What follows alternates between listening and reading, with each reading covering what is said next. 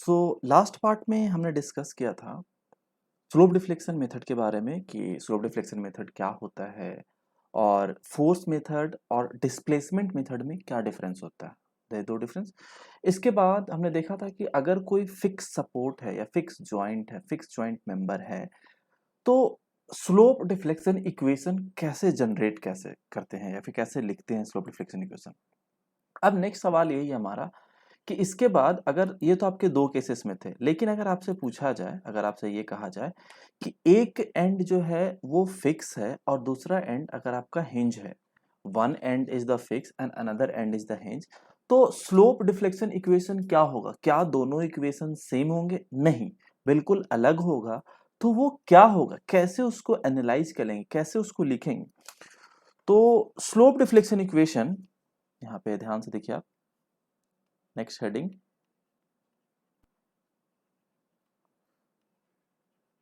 slope deflection equation when one end is pin supported। क्या होता है? one end is pin supported, one end is the pin supported।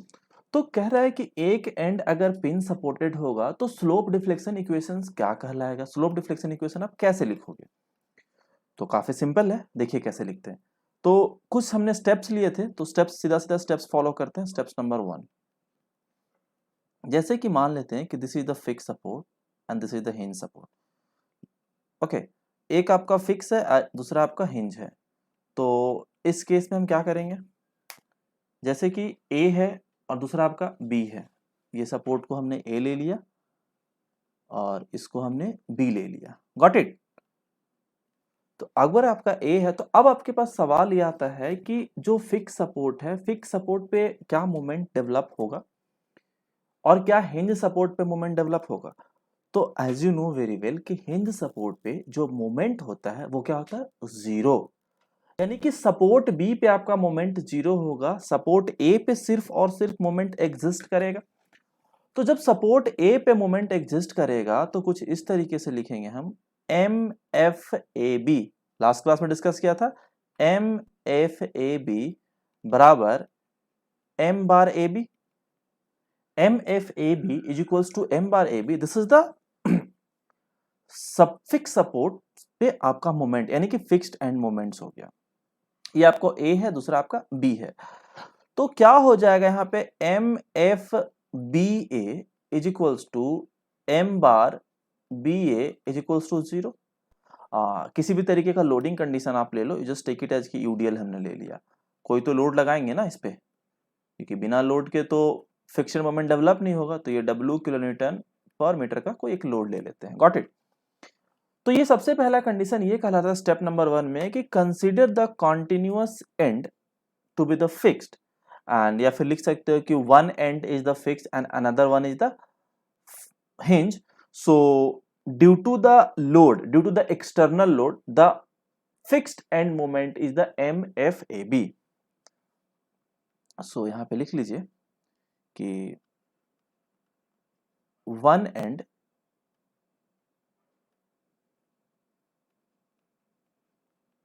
is fixed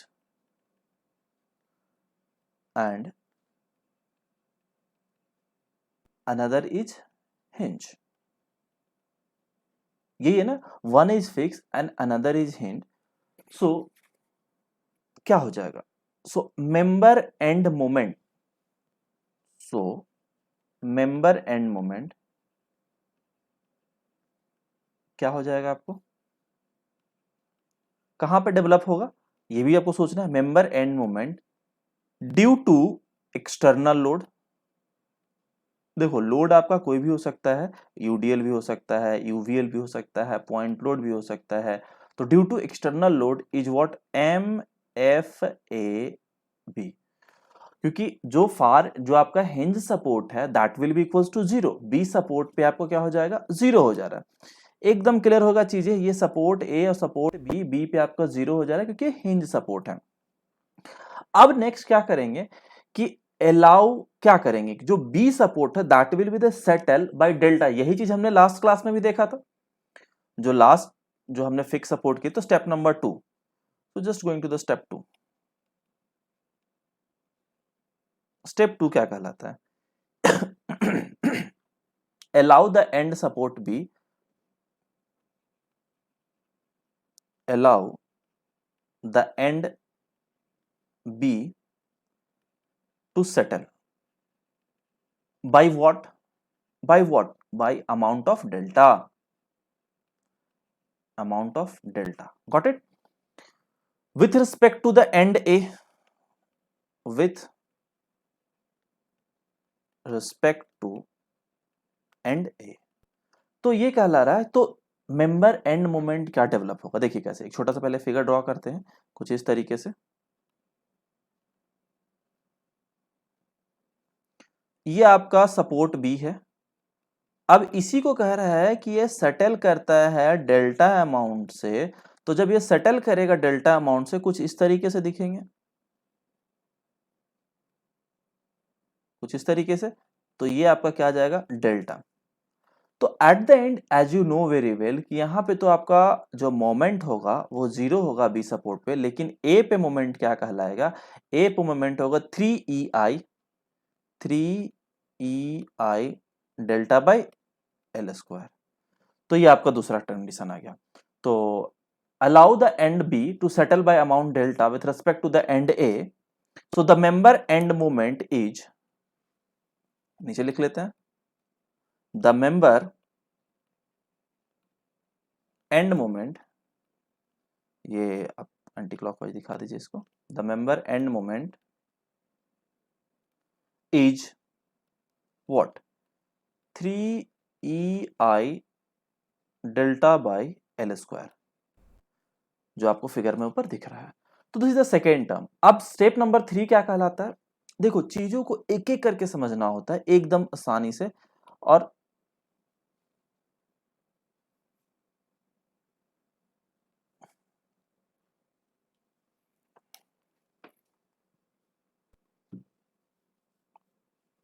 okay, I think so, step number 3,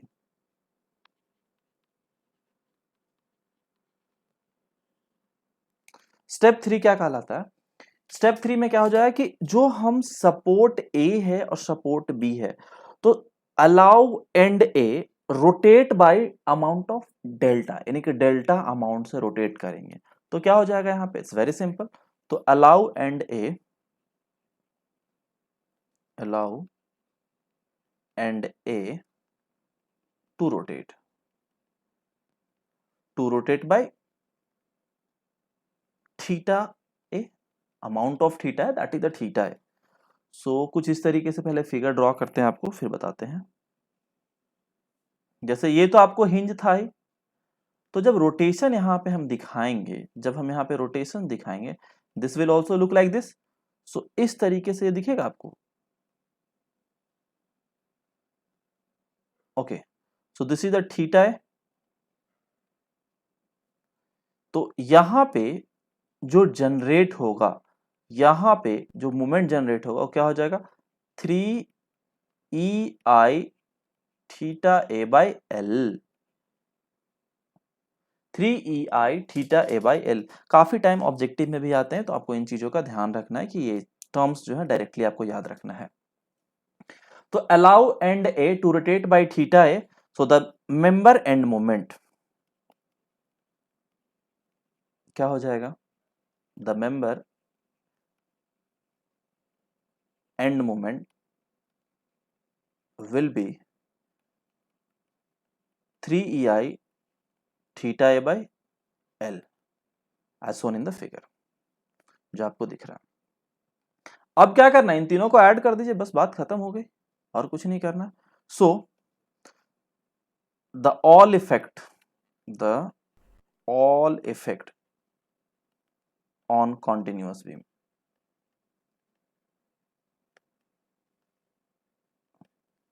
ठीक है। So slope deflection equation will be what?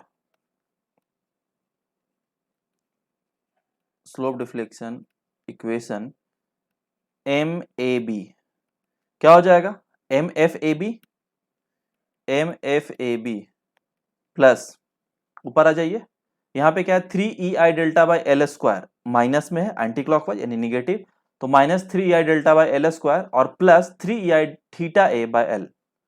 तो okay, तो यहाँ पे हम माइनस पुट करेंगे, जैसे पिछले बार लिखा था उसी तरह समराइज करके लिखें, कोई अलग चीज नहीं है।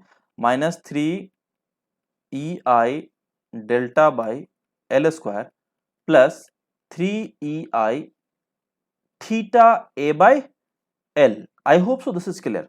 Now what we will do, just इसको समराइज करेंगे एम ए बी के लिए। M F A B 3EI plus 3EI by L को हमने कॉमन निकाल लिया। जब 3EI को कॉमन निकाले तो theta A minus delta by L लिख सकते हैं। इसको उठा के इधर कर दिया और इसको इधर ले आया, तो जस्ट इसको कॉमन निकाला और इसको समराइज करके लिखा है और किसी भी तरीके कोई चेंजेस नहीं किए हैं। So I think so this is clear. तो यही आपका इक्वेशन कहलाता है, यही आपको फाइनल इक्वेशन कहलाता है। किसके लिए? Slope deflection equation when the far and is the hinge support. अब एम बी ए की बात करेंगे तो एम बी ए तो भैया आपका 0 होगा। क्या हो जाएगा? 0 हो जाएगा। तो ये दो अलग अलग कंडीशंस हैं जो आपको समझ में आ गया कि एम बी ए क्या हो जाएगा एंड एम ए बी क्या हो जाएगा। Got it? So this is a point कि एम ए बी कैसे कैलकुलेट करेंगे, एम बी ए कैसे कैलकुलेट करेंगे। So if we use this equation, rotation at a far end need not taken into the calculation। इस बात का ध्यान रखना है कि अगर हम इस इक्वेशन को यूज करते हैं तो कैलकुलेशंस के समय, अगर हम जो कैलकुलेशन करते हैं, कैलकुलेशंस के टाइम पे हमें रोटेशन फार एंड का कंसिडर नहीं करना है। लिख लेते हैं एक लाइन छोटू सा, नोट में देख लिख लेता हूं क्योंकि इस बात का आपको ध्यान रखना चाहिए। इफ काफी आसान हो जाता है जब हम इससे सॉल्व करते हैं ना इस इक्वेशन से, तो काफी आसानी से कोई भी इक्वेशन, कोई भी क्वेश्चन को सॉल्व कर लोगे आप। Rotation at far end need not be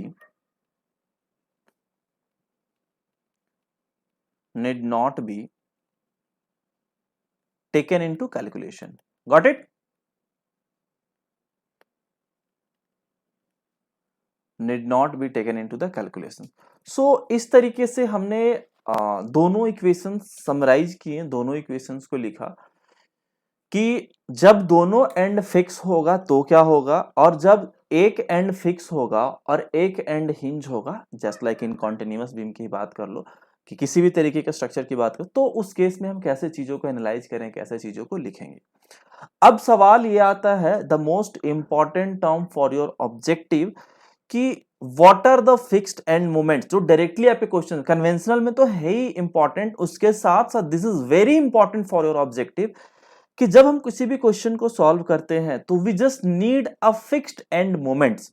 तो before starting the fixed end moments, I am just going to brief introduction about the steps, कि what are the steps we are going to use in the slope deflection method. कहने का मतलब ये है कि कौन कौन से स्टेप्स फॉलो करेंगे अगर हमें स्लोप डिफ्लेक्शन मेथड या कन्वेंशनल क्वेश्चन करना होगा। तो सबसे पहला स्टेप जो होता है वो आता है फिक्स्ड एंड मोमेंट्स। तो यही फिक्स्ड एंड मोमेंट आपके लिए इंपॉर्टेंट है। तो the next heading is like this कि स्टेप्स फॉर एनालिसिस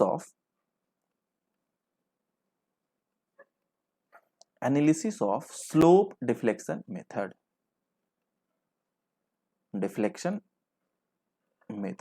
अभी तक हमने इसके थ्योरेटिकल पोर्शंस देखे थे, अभी एक छोटा सा थ्योरी चीज और बच रहा है, बाकी इसके बाद थ्योरी कंप्लीट हो जाएगा। The first step and the very important step, this is very important, computation of या calculation of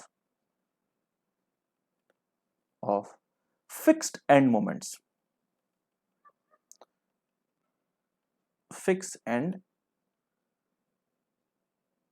सेकंड, तो फिक्स्ड एंड मोमेंट्स कैसे कैलकुलेट करेंगे, अभी हम आपको एक एक करके फिक्स्ड एंड मोमेंट बताते हैं कि पॉजिटिव के केस में क्या होता है। पूरा का पूरा एक सेट है, उसको पूरा आपको याद करना है। जो ज्यादा इंपॉर्टेंट है मैं वहां पे मार्क कर दूंगा कि दिस इज वेरी इंपॉर्टेंट, सो उनको काफी अच्छे से आपको याद रखना है। तो सब first step is the calculation of the fixed end moment. Second,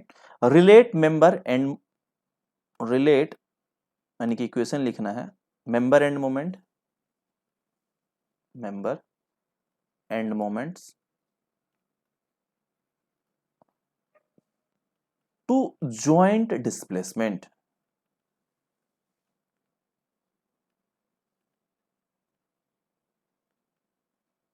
to joint displacement, this is the second one. Third one की बात करते हैं।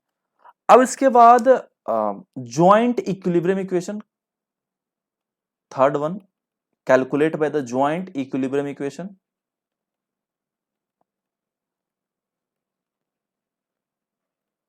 Joint equilibrium equation. Fourth one की बात करते हैं। सॉल्व करते इक्वेशन को, solve the equation, solve the equilibrium equation, solve the equilibrium equation. Fifth में जो हम इक्विलिब्रियम इक्वेशंस को फाइंड आउट करेंगे उसको जो रिलेट करते हैं वहां पे वापस उसको प्लेस करते हैं या सब्स्टिट्यूट करते हैं। तो substitution of substitutions of calculated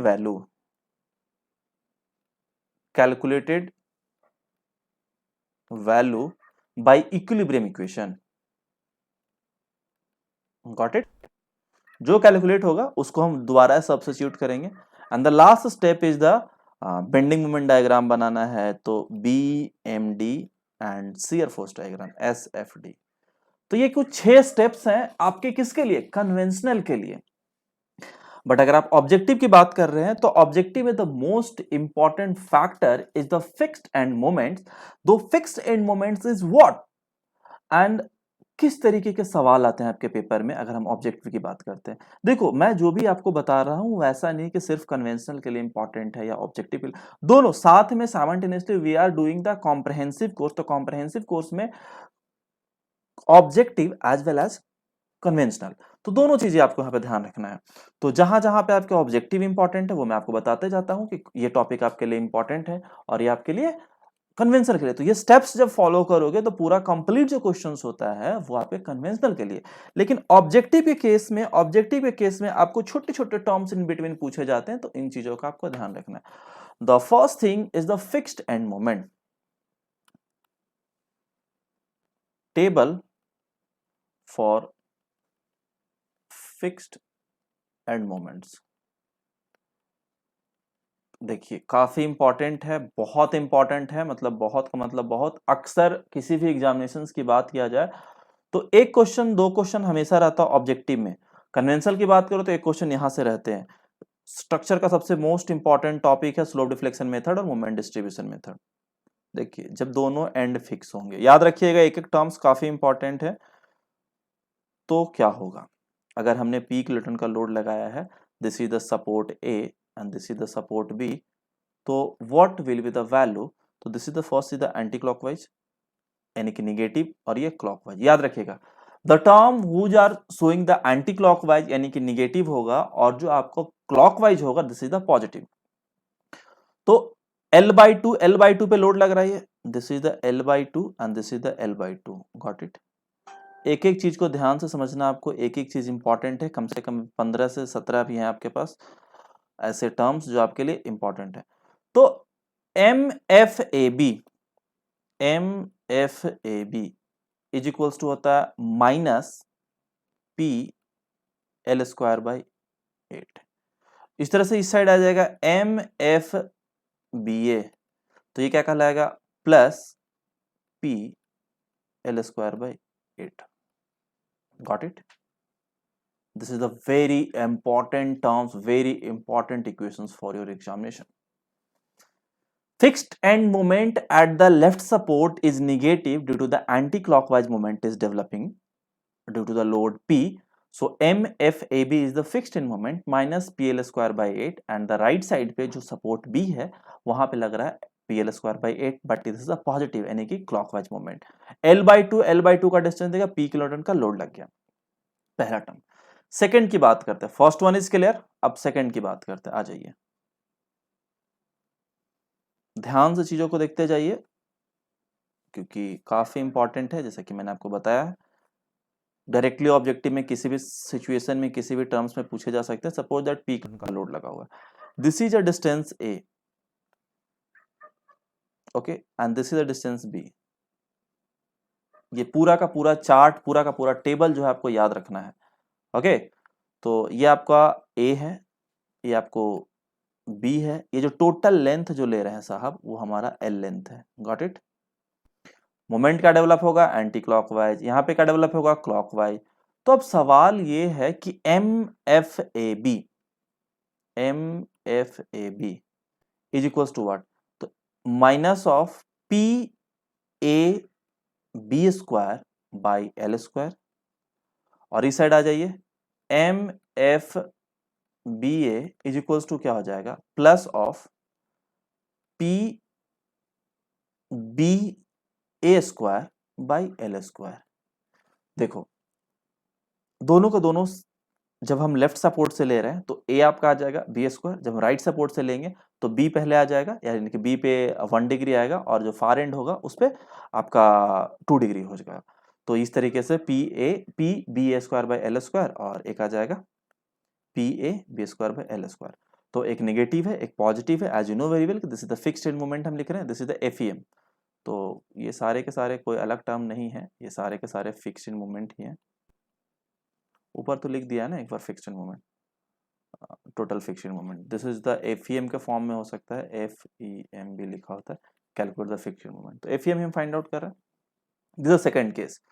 I hope so this is clear. A distance B distance at a distance of left support से ए पे, बी सपोर्ट से बी डिस्टेंस पे, पी किलो का लोड लग रहा है, टोटल लेंथ आपका L है, तो फिक्स्ड मोमेंट आपको बता दिया। नेक्स्ट आपका थर्ड केस आ जाता है कि अगर इसी पे ऐसे ही सपोर्ट है, एक पॉइंट लोड की बात कर रहे थे, अब हम 2 पॉइंट लोड की बात कर लेते हैं, बट जो डिस्टेंस होगा वो सिमेट्रिकल डिस्टेंस है। जो डिस्टेंस है वो सिमेट्रिकल डिस्टेंस है, जैसे कि मान लिया कि यहां से यहां तक का जो डिस्टेंस है वो आपका कितना है, एल। ठीक है, but we are just taking L by three और this is also L by three. यानी कहने का मतलब है कि एल बाई थ्री के डिस्टेंस पे अगर कोई लोड लगा हुआ है पी किलोन्यूटन का, तो लेफ्ट सपोर्ट पे फिक्स्ड एंड मोमेंट क्या होगा और राइट सपोर्ट पे फिक्स्ड एंड मोमेंट क्या हो जाएंगे। Got it. तो as you know very well कि this is the A and this is the B and this is the anti clockwise and this is the clockwise. So what will be the value of fixed moments. So काफी important है ये सारे के सारे। तो M F A B is equals to होता है 2pl/9 and this is the negative. Got it? This is the negative. उस तरह से यहां पे लिखेंगे MFBA इक्वल्स टू क्या हो जाएगा, plus 2pl/9, 2pl/9, this is the positive. Clear हो गया। MFAB और MFBA, तो अगर आपका 2 लोड लग रहा है, पहले तो अभी तक सिंगल सिंगल लोड लगा, पहला केस क्या था कि एक पॉइंट लोड लग रहा है सेंटर पे, दूसरा केस क्या कहता है कि एक कोई पॉइंट लोड लग रहा है कोई पर्टिकुलर डिस्टेंस ए पे, तीसरा केस ये कहता है कि कोई पॉइंट लोड 2 लग रहे हैं लेकिन L/3 डिस्टेंस पे, सिमेट्रिकल डिस्टेंस पे, तो फिक्स्ड मोमेंट। अब 2 के साथ एक और कर लेते हैं कि 3 पॉइंट लोड लग रहे हैं तो क्या होगा। एक एक चीज को समझिए ध्यान से। This is the fourth case ना, फोर्थ केस है। तो इसी तरीके से अभी तक तो आपने 2 लोड लगाया था, अब कहते हैं कि 3 लोड लगाते हैं। तो जब 3 लोड लगाओगे तो क्या हो जाएगा, load 1, load 2 and load 3 as a symmetrical distance. कहने का मतलब है कि these all are at a distance of L/4, L/4 and L/4। So यहां पे हमने डिस्टेंस ले लिया कुछ इस तरीके से, L/4, L/4 and L/4। Got it. L/4, L/4, L/4 and this is the L/4। ये आपको A है, दूसरा वाला आपको B है। This will show the anti clockwise and this will show the clockwise. तो what will be the value of fixed end moments. तो MFAB क्या हो जाएगा, -15pl/48। This is very important, this values are very important क्योंकि directly objective में आते हैं। MBA starting से तीनों के तीनों इंपॉर्टेंट हैं, तो कुछ ज्यादा कुछ दिमाग नहीं लगाना आपको, यहाँ पे सीधा सीधा वैल्यू याद रखने हैं। और ये चीज जो एग्जामिनेशन में जब आएंगे तो आपको सेकंड नहीं लगेगा आपको क्वेश्चन सॉल्व करने में। देखोगे आप सीधा टिक करोगे। अगर इस पे कोई क्वेश्चंस भी आ जाते हैं तो वो भी आप आसानी से सॉल्व कर सकते हो। तो फिक्स्ड एंड मोमेंट क्या हो जाएगा, -15 PL/48 and another one at support B that is the +15 PL/48। This is the two different terms. Clear है? अगर L/4 का डिस्टेंस पे लग रहा है तो टोटल लेंथ क्या हो जाएगा, total length is the L, total length is the L। ये आपको केस नंबर 4 हो गया। अब आते हैं केस नंबर 5 पे। तो केस नंबर 5 क्या कहला रहा है, केस नंबर 5 आपका ये कहलाता है कि अभी तक हमने पॉइंट लोड के बारे में डिस्कस किया। Now the discussion start with the UDL, uniformly distributed load. जैसे मान लेते हैं कि कोई एक UDL लगा हुआ है, ये कुछ UDL है इस तरीके से। UDL क्या हो जाएगा, W किलोन्यूटन पर मीटर।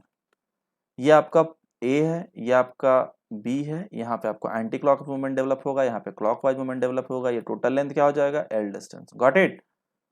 तो A और B की अगर हम बात करें, A डिस्टेंस है, A सपोर्ट है, B सपोर्ट है, आपका जो लोड लग रहा है W किलोन्यूटन पर मीटर लग रहा है, तो फिक्स्ड एंड मोमेंट्स क्या हो जाएंगे, तो फिक्स्ड एंड मोमेंट्स बराबर क्या हो जाएगा, MFAB is equals to -WL² 12।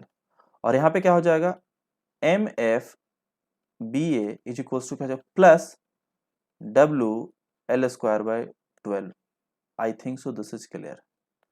दोनों के दोनों टर्म्स आपको क्लियर हो गए हैं कि आपका MFAB क्या कहला रहा है और MFBA क्या कहला रहा है। WL² 12 negative and WL² 12 positive. In case of the UDL uniformly distributed load, anti clockwise movement is the negative and clockwise movement is the positive. Okay, so अब सवाल ये है कि अब इसमें और भी चेंजेस कर सकते हैं कि अब हमने तो UDL पूरे पे लगाया था, अब UDL हाफ ऑफ L/2 पे लगाएंगे तो क्या कहलाएगा। तो केस नंबर 6, केस नंबर 6,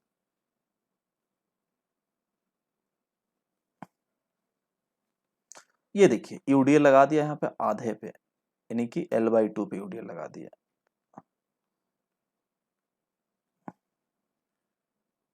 ठीक है, L/2 पे अगर UDL लगा लेते हैं तो आपका जो फिक्स्ड एंड मोमेंट है वो क्या डेवलप होगा। This is the support A, this is the support B and this is the anti clockwise movement, this is the clockwise movement. So what will B fixed end moment at support B when half of the UDL will apply on the left support or from the support A to L/2 distance। तो अब क्या दोनों बराबर होंगे, सवाल यही है कि क्या A पे भी और B पे भी दोनों बराबर होंगे, नहीं। तो MFAB क्या हो जाएगा, पहला चीज है, और दूसरा क्या हो जाएगा, MFBA क्या हो जाएगा। तो एक कंसेप्ट तो आपको क्लियर है कि MFAB जो होगा वो निगेटिव होगा, लेकिन और MFBA जो होगा वो पॉजिटिव होगा। ये चीजें आपको पहले क्लियर है। तो इस केस में क्या हो जाएगा, MFAB equals to -WL² 192 -11 WL² 192, और इस साइड जब लिखोगे तो +5 times of the WL² 192। Got it? Support A पे जो फिक्स्ड एंड मोमेंट होगा वो -11 टाइम्स ऑफ द WL² 192, और B सपोर्ट पे 5 टाइम्स ऑफ द WL² 192। तो ये दोनों भी एग्जामिनेशंस के लिए इंपॉर्टेंट है, तो आपको याद करना है। This is the 6th case. Now the next case is the 7th case.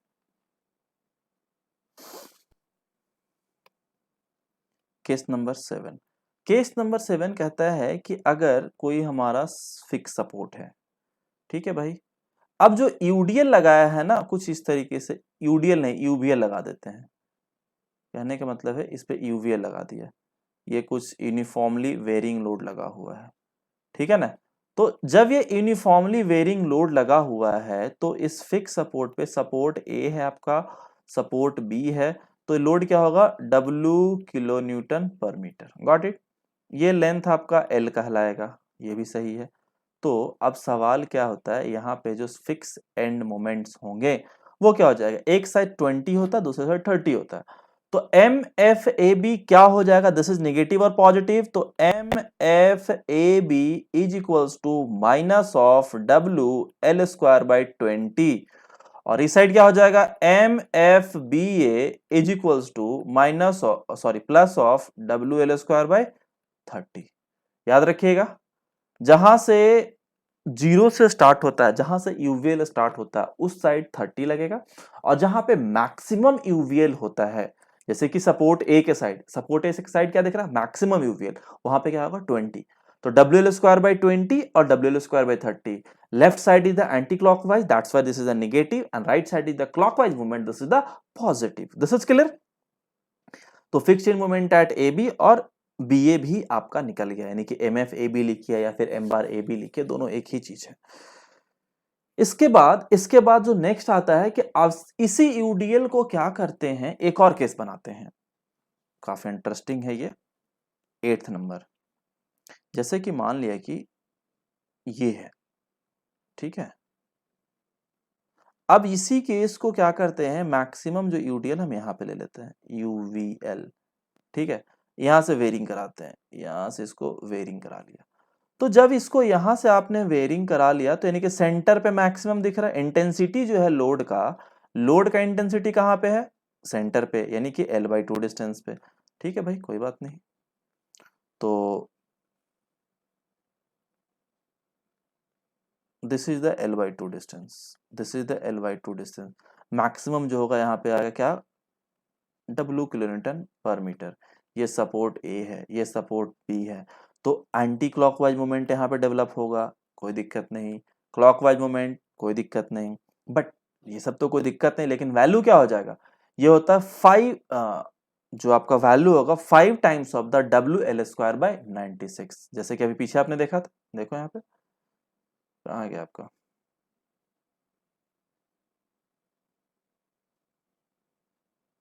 5 times of W square 192 था, तो यहाँ पे हमारा आपको 192 था, यहाँ पे आपका आ जाएगा क्या, 5 times of W square by 96 only. तो इस तरीके से लिखते हैं M F A B is equals to 5 times of the W L square by 96। क्यों बताया, क्योंकि आप कंफ्यूज नहीं होना आपको, कि एक आपको half of the UVL UDL जब लगता है तब होता है 5 times of the W L square by 192, और जब यूवीएल होता है, जब सेंटर पे मैक्सिमम इंटेंसिटी होता है, तो उसमें भी 5 टाइम्स होता है, लेकिन वो बाई 96 होता है, इसलिए दोनों में कंफ्यूजन क्रिएट ना हो इसलिए दोनों दिखाया। तो दिस इज नेगेटिव, और M F B A is equals to plus 5 times of the W L square by 96। Got it. तो इस तरीके से आपको यहां तक क्लियर हो गया क्या कहला रहा है। अब द नेक्स्ट टर्म इज कि 9th नंबर, नंबर 9 क्या कह रहा है कि when we will apply a moment on the centre,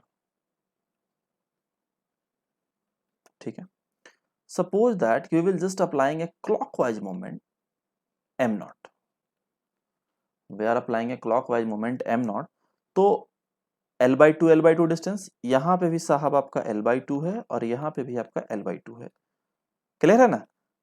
centre की बात कर रहे हैं, अभी हम बात करते हैं आगे की, अगर हम कोई पर्टिकुलर डिस्टेंस पे रखेंगे मोमेंट तो क्या होगा। तो अगर हमारा क्लॉकवाइज मोमेंट है, तो जो फिक्स्ड एंड मोमेंट जो डेवलप होगा वो भी क्या होगा, क्लॉकवाइज ही होगा। अगर एंटी क्लॉकवाइज मोमेंट होगा तो वो एंटी क्लॉकवाइज ही डेवलप होगा। तो M F A B is equals to plus M naught by 4, very very important, M F B A is equals to plus M naught by 4, यानी कि this is clockwise and this is also clockwise. समझ में आ गया। अगर moment अगर आपका clockwise moment लग रहा है तो हमारा फिक्स्ड मोमेंट भी क्लॉकवाइज डेवलप होगा, अगर मोमेंट आपका एंटी क्लॉकवाइज लग रहा है तो आपका फिक्स्ड मोमेंट भी एंटी क्लॉकवाइज ही डेवलप होगा। तो दोनों चीज आपको क्लियर हो गया यहां से, कि क्लॉकवाइज के केस में क्लॉकवाइज और एंटी क्लॉकवाइज के केस में एंटी, अगर सेंटर पे मोमेंट अप्लाई हो रहा था, लेकिन अगर सेंटर के अलावा at a distance of A from the left side कहता है तो क्या कहेंगे। तो 9th के बाद आप आ जाइए 10th नंबर पे। 10th नंबर में क्या कहला रहा है कि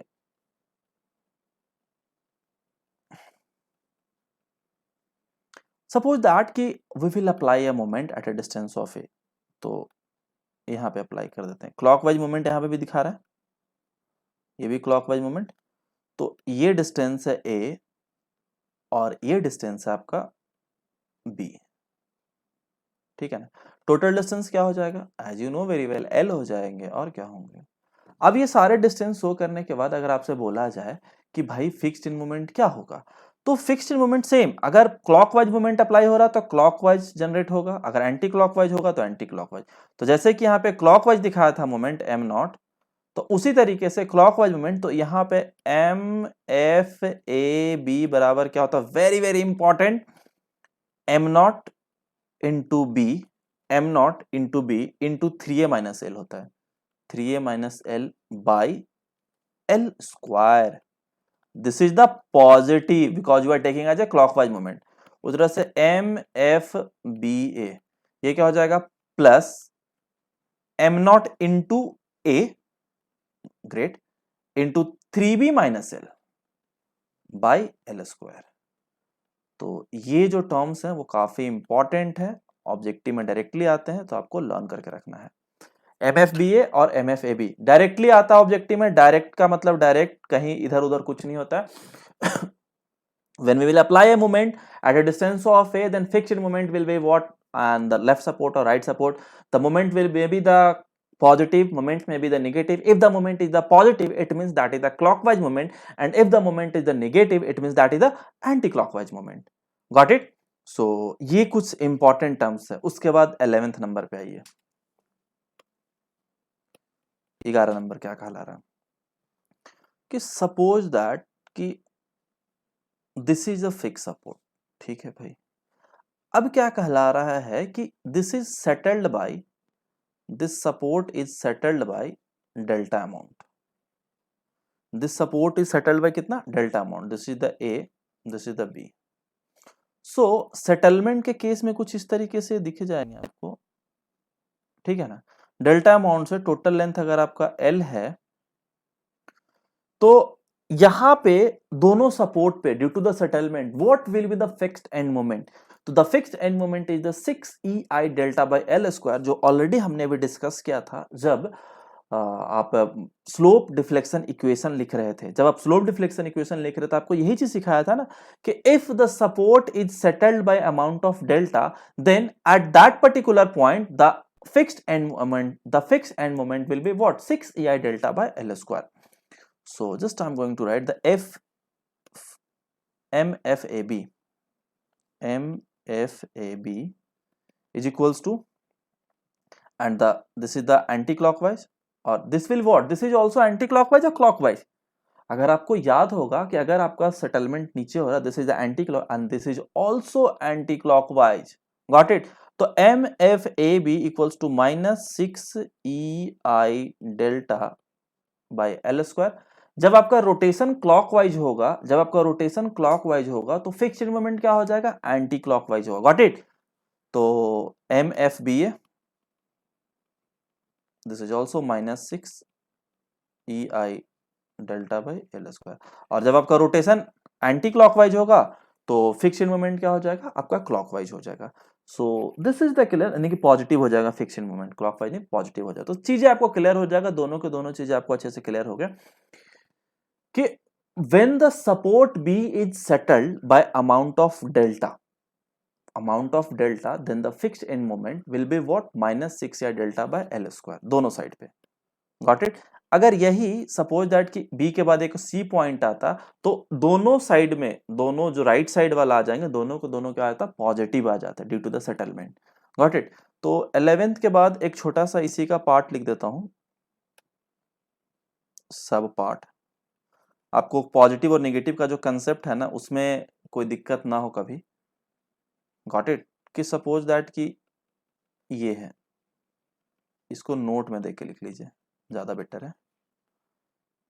बीच में तो मैं एंटर करा रहा हूं कि मान लिया सेटल हो रहा है, बस समझने के लिए, और कुछ नहीं है कि अगर ये सेटल हो रहा है तो कुछ ये अमाउंट ऑफ डेल्टा। तो जो क्लॉकवाइज और एंटी क्लॉकवाइज की अगर हम बात करेंगे तो क्लॉकवाइज यहाँ पे क्या आ जाएगा, नेगेटिव फिक्स्ड मोमेंट, इस पे क्या आ जाएगा, नेगेटिव, इससे क्या हो जाएगा पॉजिटिव और इधर क्या हो जाएगा पॉजिटिव, यानी कि 6 EI delta by L square plus 6 EI delta by L square, ये क्या हो जाएगा माइनस तो है ही 6 EI delta by L square, और ये भी negative minus 6 EI delta by L square. तो अब आपको समझ में आ गया कि ये दोनों जो लेफ्ट साइड वाले होंगे ए बी सी, बी के जो दोनों लेफ्ट साइड होगा वो निगेटिव होगा और बी के जो दोनों राइट साइड होगा क्या होगा पॉजिटिव होगा। एक एक चीज एक एक पॉइंट एक एक कंसेप्ट क्लियर हो गया होगा यहाँ पे। कभी भी आपके एग्जाम में अगर कॉन्टिन्यूअस बीम की बात करें that is the indeterminate structure as you know very well, और मोस्टली जो क्वेश्चंस आपको आएंगे पेपर में that will be the indeterminate structure for the slope deflection method. तो चाहे आप स्लोप डिफ्लेक्शंस की बात करो, मोमेंट डिस्ट्रीब्यूशन जब हम पढ़ेंगे तो वहां पे डिस्कस करेंगे। तो यहाँ पे बेसिक कंसेप्ट है वो क्लियर हो गया कि डेल्टा के केस में क्या कहला रहा है कि जब आपका रोटेशन क्लॉकवाइज होगा तो मोमेंट आपका फिक्स्ड मोमेंट होगा, एंटी क्लॉकवाइज होगा किस तरीके से, आपको बहुत सिंपल तरीके से आपको नोट वाले फिगर पे दिख गया। सो ये चीजें भी आपको यहाँ से क्लियर हो गया। सो this is the fixed moment, this is the FEM है और कुछ नहीं है ये फिक्स्ड मोमेंट। अब आ जाइए 11th के बाद एक छोटा सा टर्म लिखते हैं 12th नंबर, 12 नंबर की बात करते हैं। यहां तक कहीं पे किसी को कोई अगर दिक्कत है तो जस्ट आस्क मी, कहीं पे भी आप जैसे भी टेलीग्राम चैनल है जहां पे भी है वहां पे आप पूछ सकते हो। तो ये आपको 11 तक जो है वो काफी मतलब काफी इंपॉर्टेंट है। अब इसके बाद सवाल आते हैं कुछ ऐसे, जैसे कि आपको थोड़ा देर पहले डिस्कस किया था दो अलग अलग केसेस। पहला केस ये दिखाया था कि दोनों एंड अगर फिक्स होंगे तो क्या होंगे। दूसरा केस अगर आपको ये भी दिखाया था कि अगर एक एंड फिक्स होगा दूसरा एंड अगर हिंज होगा तो क्या होगा। तो भाई मेरे फिक्स्ड एंड मोमेंट के केस में भी तो निकालोगे ना कि दूसरा केस अगर आपको हिंज होगा तो कैसे डेवलप करेंगे। तो इसीलिए आपको नेक्स्ट पार्ट पे आते हैं। तो 12th नंबर पे क्या कहलाता है कि इफ ये आपको हिंज सपोर्ट है, ठीक है, ये आपने लोड अप्लाई किया, दिस इज द P। सो अब सवाल ये है L/2 डिस्टेंस, चलिए दिखा देते हैं आपको L/2 डिस्टेंस और L/2। तो डायरेक्टली ऑब्जेक्टिव में आते हैं कि if one end is the fix and another one is the hinge and the load is applied at the center of the beam, then what will be the fixed end moment। Support तो आपको पता ही है ना कि ए पे ही develop होगा, B पे तो होगा नहीं बिकॉज हिंज सपोर्ट पे तो मोमेंट जीरो होता है। तो what will be the fixed end moment, तो MFAB इज इक्वल्स टू होता है -3PL² बाय 16, -3PL² बाय 16, और बी पे तो आपको जीरो है उसको छोड़ दीजिए, अब कोई फर्क नहीं पड़ता है। वैसे लिख देता हूं मैं but there is no need to write MFB is equals to 0, एक में लिख देता हूं बाकी में लिखने का जरूरत भी नहीं है। If the load is applied at center of the beam and one end is the fixed and another one is the hinge, then the fixed end moment at the support A or fixed support that is the -3PL² by 16। This is clear। अब इसी के बाद second point ये कहता है कि जैसे कि पिछले वाले केस में देखा था कि at a distance of A, तो इस केस में कि when the load is apply at a distance of A then what will happen और what will be the fixed end moments in case of this condition. So that is the 12 number के बाद हम 13 number लिखते हैं। तो कुछ इस तरीके से है कि कोई हमने हिंज लगाया, यहां पे P किलोन्यूटन का लोड लगाया, this is the A, this is the B, और छोटू सा लिखते हैं यहाँ पे स्मॉल कैपिटल B और यहाँ पे लिखते हैं कैपिटल A। तो मोमेंट कहाँ डेवलप होगा, मोमेंट तो आपका यहीं डेवलप हो रहा है, बिल्कुल सही। यहाँ पे तो मोमेंट जीरो है, टोटल लेंथ आपको L दिखा दिया हमने, total distance is the L। So what will be the fixed end moment, तो MFAB क्या हो जाएगा यहाँ पे, MFAB इक्वल्स टू होता है P/L², काफी ध्यान से देखिएगा, P/L² into B² into A plus A² into B/2।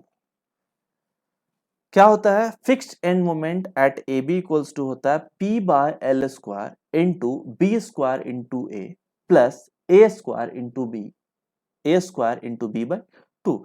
This is the equation. This is the standard equation when p kilonewton load is applied at a distance of a from the fixed support and b distance from the hinge support.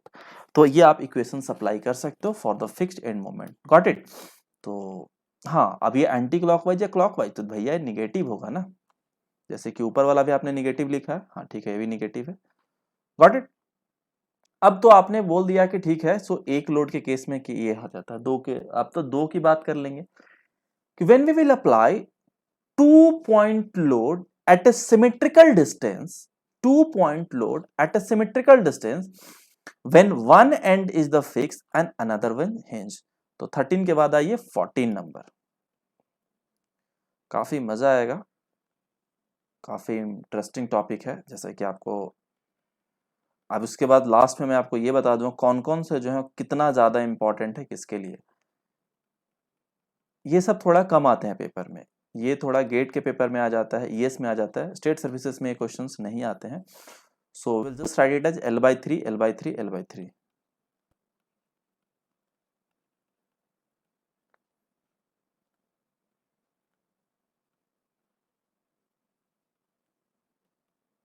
ठीक है. at a distance of L. At a distance of L, when we will apply the 2-point load, तो एक आपका A कहला रहा है, दूसरा आपका B कहला रहा है. ठीक है ना. तो यहाँ पे क्या डेवलप होगा, एंटी क्लॉकवाइज मोमेंट. ये तो एकदम क्लियर हो गया, अब आपको तो बताने की जरूरत ही नहीं है. तो MFAB, अगर कहीं गलती से मैंने छोड़ भी दिया हुआ निगेटिव तो आप अपने से लिख लोगे. तो क्या हो जाएगा, minus of PL/3. That's it. कितना सिंपल है. क्वेश्चन काफी डिफिकल्ट लगेगा देखने में आपको कि 2-point लोड है, कैसे कैलकुलेट करेंगे, फ्रिक्शन मोमेंट कैसे निकालें, बट कुछ है ही नहीं. PL/3, दैट्स इट, खत्म कहानी. ओके. सो अब इसी तरीके से अगर हम 3-point लोड के जगह, सॉरी 2-point लोड के जगह 3-point लोड अप्लाई करते हैं, तो 14 के बाद आप 15 नंबर लिखिए. 2 हो गए आपके L/3. ठीक है.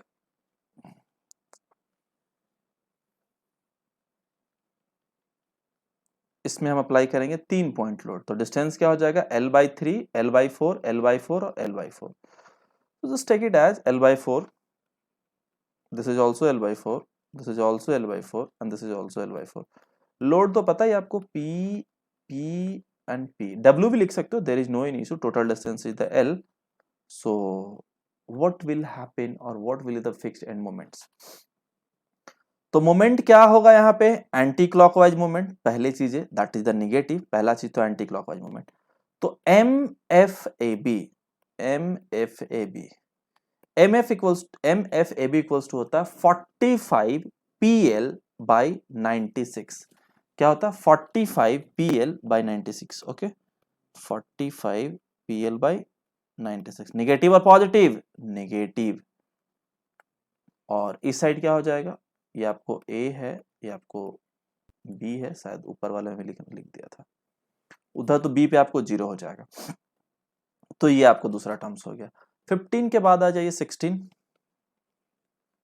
Number. 1 is the hinge support, 1 is the fixed support and this is the UDL. अभी पॉइंट लोड खत्म, अभी UDL start. Support A, support B. तो भाई आप मुझे ये बता दो कि यहाँ पे जो डेवलप होगा वो एंटी क्लॉकवाइज होगा, ये आपको 0 हो जाएगा. Total distance is the L. So what will be the fixed end moment. क्या हो जाएगा, WL²/8. काफी बार पूछा गया objective, minus of WL²/8. Okay. B पे आपको 0. This is clear. W kilonewton per metre load दिखा दीजिए आप, W किलोन्यूटन पर मीटर. 16 के बाद आ जाइए 17 पे. 17 नंबर में क्या लेंगे, गेस. चलिए आधा पे यूडीएल लगाते हैं, जितना था यूडीएल उसके आधा पे यूडीएल लगाएंगे. अभी तक तो हमने पूरा पे यूडीएल लगाया था, अब लगाते हैं हाफ ऑफ द लेंथ. तो भाई यहाँ भी L/2 और ये भी L/2. तो this is the L/2, this is also L/2. और ये आपका L/2 के केस में आपको A है, सपोर्ट B है. तो ऑब्वियस सी बात है, this is the anti clockwise. ये लोड आपका क्या हो जाएगा, W किलो न्यूटन पर मीटर. तो जब डब्ल्यू किलो न्यूटन पर मीटर आपका लोड लग रहा है हाफ ऑफ द यूडीएल के फिक्स सपोर्ट के साइड से, तो क्या value 9 times of the W L square bye 128। This is very important terms, आपको याद रखना है सीधा सीधा, क्योंकि एग्जामिनेशन में आप इसको डिराइव नहीं करोगे, सीधा वैल्यू याद रखोगे, डब्ल्यू एल स्क्वायर बाय 128। कुछ नहीं, याद करने का सिंपल तरीका है, क्वेश्चन प्रैक्टिस करेगा अपने आप याद हो जाएगा। क्वेश्चन प्रैक्टिस करिए अपने आप चीजें याद हो जाए, कोई बड़ी चीज नहीं है कि याद कैसे करना है। याद करने का सिंपल फंडा है क्वेश्चन प्रैक्टिस। क्वेश्चन प्रैक्टिस करते जाइए, अपने आप याद हो जाएगा, और ऐसा याद होता है कि फिर लाइफ में कभी आप भूलोगे ही नहीं। 80 नंबर, 80 नंबर क्या कहेगा? यूवीएल।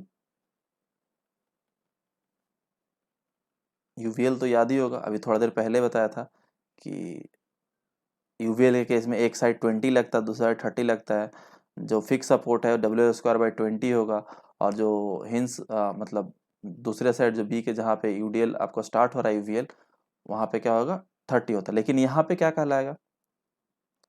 यहाँ पे क्या कहलाएगा? वो तो दोनों फिक्स के केस में था, ये आपको ए है, ये आपको बी है, ये आपका एल है।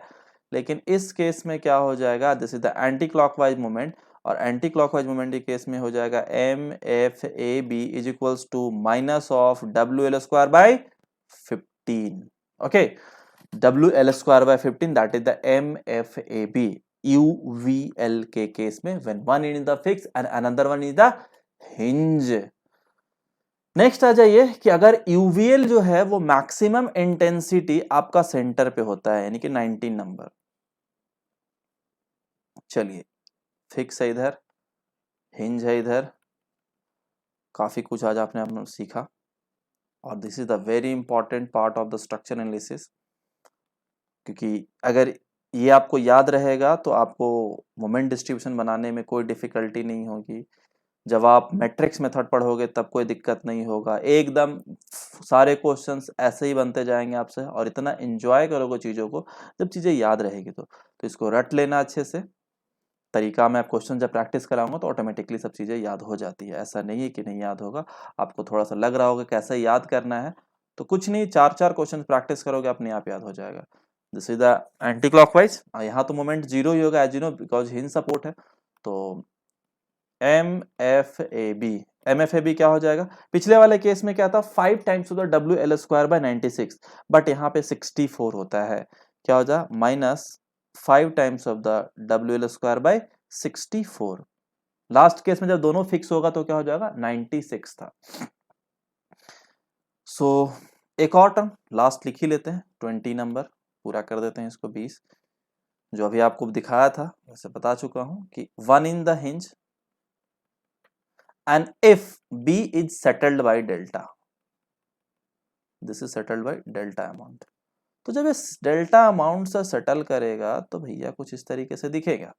तो इसके कारण ये आपको सपोर्ट A है, ये सपोर्ट B है, तो यहाँ पे जो मोमेंट डेवलप होगा वो कितना हो जाएगा? Fixed in moment anticlockwise M F A B is equals to -3 EI delta by L square. And now each and everything is clear up to this point, क्या कहला रहा है? ठीक है ना? This is the support B and this is the support A। So L distance, L तो common चीजें हैं, आपको तो पता ही है।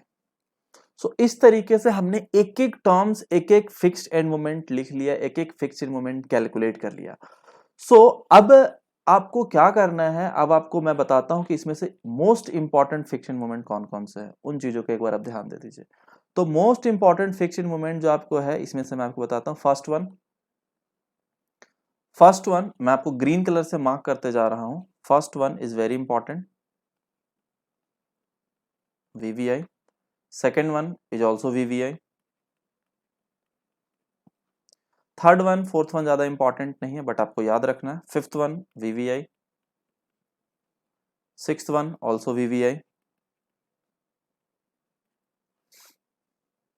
Seventh one VVI, eighth one ज्यादा नहीं आते हैं, ninth one very important, tenth one this is also important, 11th तो कहना ही नहीं है, एकदम इतना ज़्यादा इंपॉर्टेंट है, हर एक जगह पे यूज आएगा। 12th कम यूज आता है, 13th कम यूज आता है, 12th है, 12th में आ जाते हैं, वेरी इंपॉर्टेंट है, बट 13 थोड़ा कम है। 14 भी नहीं आते हैं, 15 भी नहीं आते, 16 आता है, 17th is also important, 18th कम आते हैं, 19th, 20 इज वेरी इंपॉर्टेंट।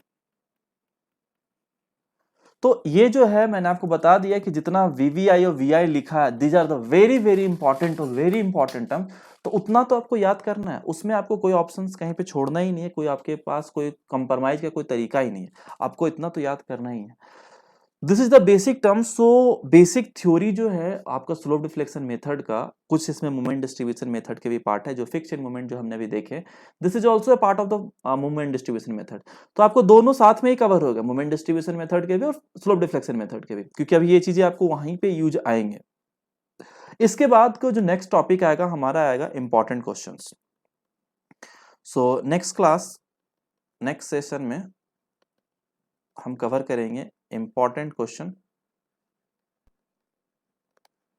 कुछ क्वेश्चंस बीम कवर करेंगे, बीम में नॉन स्वे प्लस स्वे, नॉन स्वे मतलब non settlement plus settlement, non settlement plus settlement.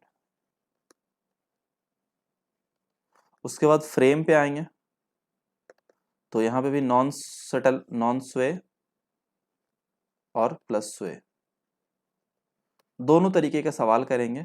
और उसके बाद important MCQs. Got it. So ये आपको अगले सेशन से स्टार्ट करते हैं, बीम से स्टार्ट करेंगे, पहले बीम कवर करेंगे नॉन सेटल के लिए, फिर सेटलमेंट के लिए, फिर उसके बाद फ्रेम कवर करेंगे, सेटलमेंट नॉन सेटलमेंट के नॉन स्वे के लिए, फिर स्वे के लिए। उसके बाद इंपॉर्टेंट मल्टीपल चॉइस क्वेश्चन, जिससे कि आपको एक एक क्वेश्चन आप खुद से सॉल्व कर सकते हो, उसमें कहीं पे कोई दिक्कत नहीं होगा। So I hope so this is clear. So thank you everyone.